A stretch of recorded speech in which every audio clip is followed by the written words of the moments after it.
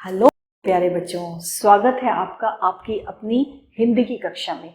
और आज हम कराने जा रहे हैं एकलव्य हिंदी पाठ्य पुस्तक बाय एडोराइज सीरीज अमित पब्लिकेशंस हाउस से। कौन सा पाठ? आज हम कराएंगे पाठ 8 और इस पाठ का शीर्षक है, पाठ का नाम है खटमल और जूं।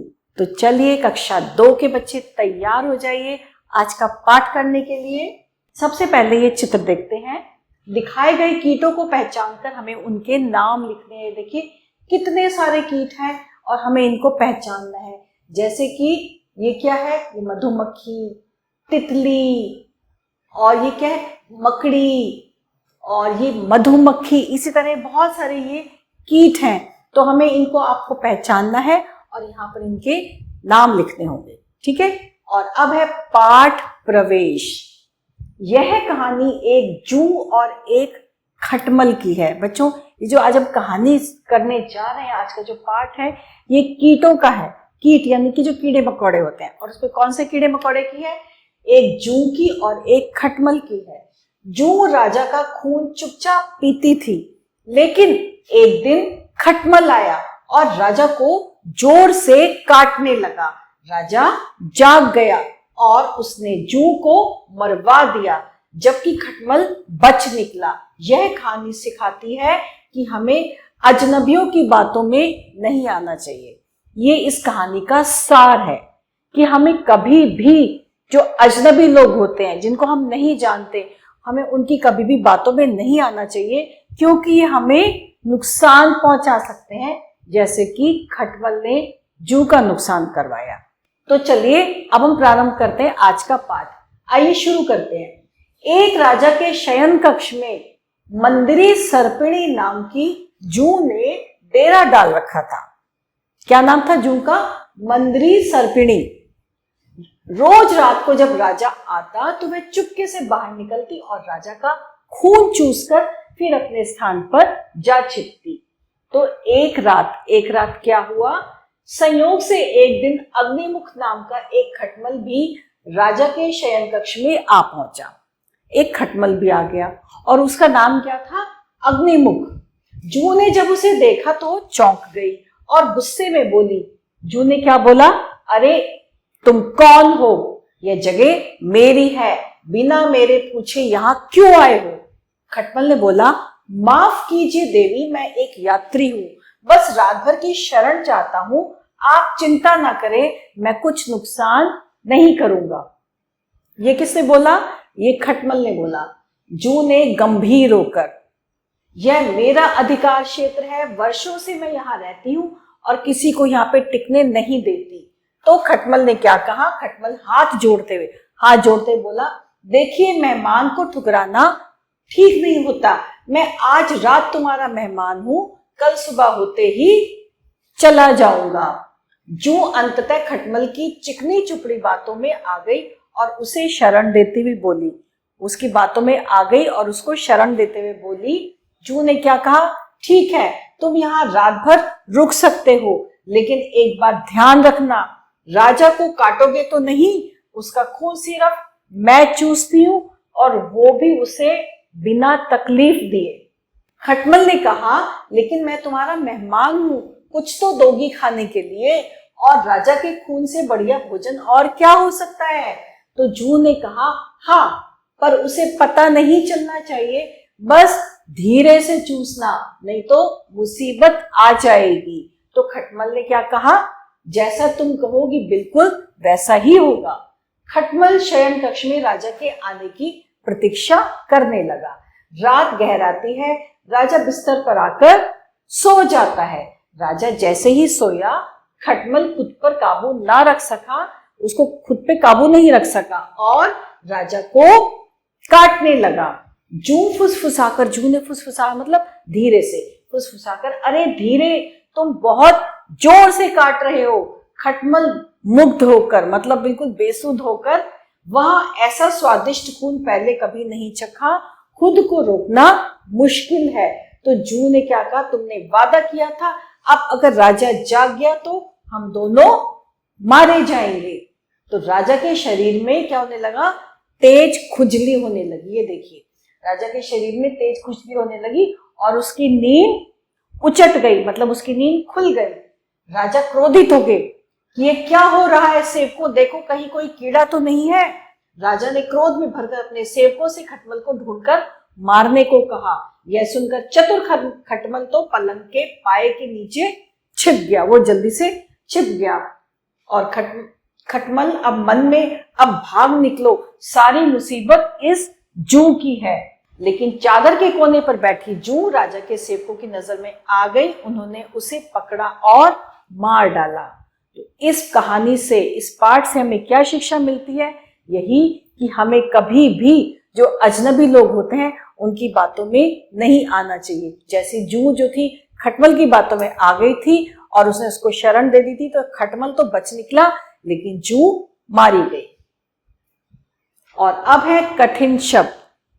शयन कक्ष, मंदिरी सर्पिणी, डेरा, चुपके, संयोग, अधिकार क्षेत्र, चिकनी चुपड़ी, पीड़ा, आभास, स्वादिष्ट, उचट गई, क्रोध, चतुर, पलंग का पाया और नजर। और अब आ गए हमारे वर्ड मीनिंग यानी कि शब्दार्थ। शयन कक्ष का अर्थ है सोने का कमरा, मंदिरी सर्पिणी जू का नाम, डेरा यानी ठिकाना या स्थान, चुपके से यानी कि धीरे से, बिना आवाज के, संयोग का अर्थ होता है इत्तेफाक या मौका, अधिकार क्षेत्र अपना क्षेत्र, सहन बर्दाश्त, चिकनी चुपड़ी यानी कि मीठी मीठी बातें करना, चालाकी से कही गई बात, शरण यानी आश्रय या जगह, पीड़ा तकलीफ, प्रतीक्षा इंतजार, स्वादिष्ट मतलब स्वाद वाला, खुजली यानी शरीर में जलन, क्रोध गुस्सा और चतुर का अर्थ होता है चालाक। तो ये थे हमारे शब्दार्थ, शब्दों के अर्थ। और अब हम क्या करेंगे, बताओ क्या पढ़ा हमने, जो पाठ पढ़ा है अब देखते हैं उसमें क्या पूछा है। खटमल को जू ने क्या चेतावनी दी थी? खटमल को जू ने कहा था कि तुम आ जाओ लेकिन तुम राजा को परेशान नहीं करोगे, बिल्कुल भी उनको काटोगे नहीं। जू किसे देखकर चौंक गई? जू खटमल को देखकर चौंक गई थी। राजा ने क्या आदेश दिया? राजा ने आदेश दिया कि मेरे शरीर में बहुत कोई कीड़ा काट रहा है, जल्दी से देखो और उसे मार गिराओ। खटमल कितने समय महल में रुकना चाहता था? खटमल एक रात को महल में रुकना चाहता था। चादर के कोने पर कौन बैठा था? चादर के कोने पे मंदिरी सर्पिणी नाम की जू बैठी थी। और अब है सही विकल्प पर हमें सही का निशान। खटमल का नाम था मंदिरी सर्पिणी, ललितमुख, अग्निमुख या रतनमाला। खटमल का नाम था अग्निमुख। राजा का खून पहले से कौन चूसता था? खटमल, जू, सेवक या मच्छर? राजा का खून पहले से जू चूसती थी। खटमल शयन कक्ष में किसके आने की प्रतीक्षा कर रहा था? रानी की, राजा की, सेवकों की या जू की? खटमल शयन कक्ष में राजा के आने की प्रतीक्षा कर रहा था। सेवकों ने किसको मार डाला? खटमल को, जू को, रानी को या राजा को? सेवकों ने जू को मार डाला। और खटमल कहाँ छिप गया? राजा के नीचे, चादर में, तकिए में या पलंग के पाए के नीचे? खटमल छिप गया था पलंग के पाए के नीचे। और अब है रिक्त स्थानों की पूर्ति। जू का नाम था मंदिरी सर्पिणी। संयोग से एक दिन खटमल के शयन कक्ष में आ पहुंचा। किसके? राजा के शयन कक्ष में आ पहुंचा। ने राजा को जोर जोर से काटा। किसने काटा? खटमल ने।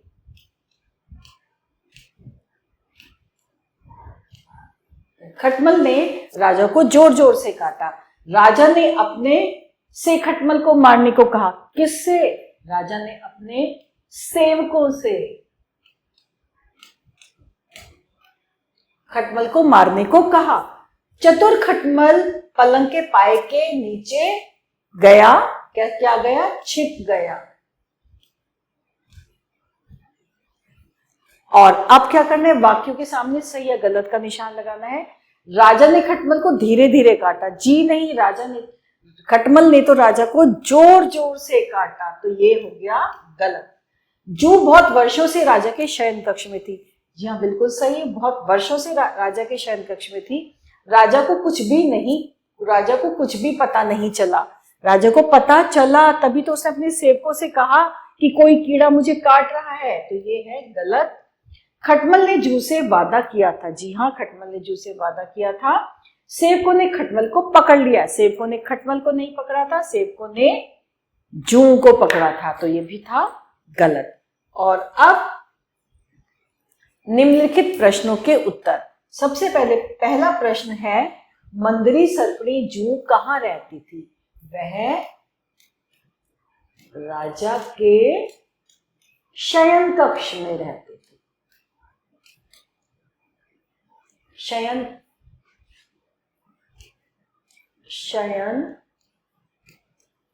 राजा के शयन कक्ष में रहती थी।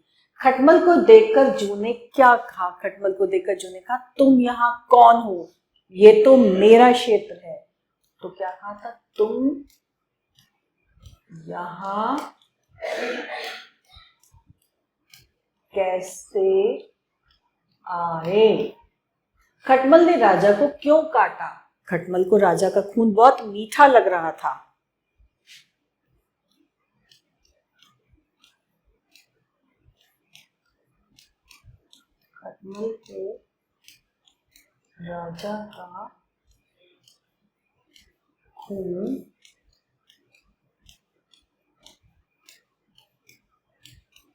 खटमल को राजा का खून बहुत मीठा लग रहा था, इसलिए खटमल ने राजा को काटा। राजा ने क्या किया जब उसे खुजली हुई? राजा क्रोधित हुआ और उसने अपने सेवकों को बुलाया।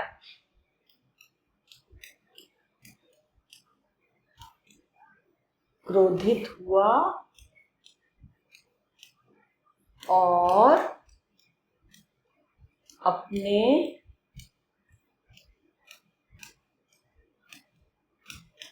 सेवकों से राजा क्रोधित हुआ और अपने सेवकों से कहा, इस जो भी है कीड़ा उसे मार डालो। से मरवाया। अंत में क्या हुआ? अंत में जू जो थी वो मारी गई। अंत में जू को सेवकों ने मार गिराया, मार दिया। यहां लिख देते हैं, मार दिया। ठीक है, तो ये थे हमारे प्रश्न उत्तर।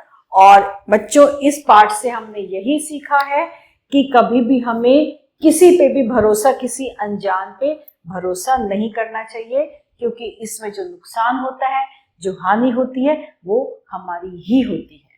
इसके साथ हमारा ये जो पाठ है वो खत्म हुआ, समाप्त हुआ, और नए पाठ के साथ बहुत जल्दी आते हैं।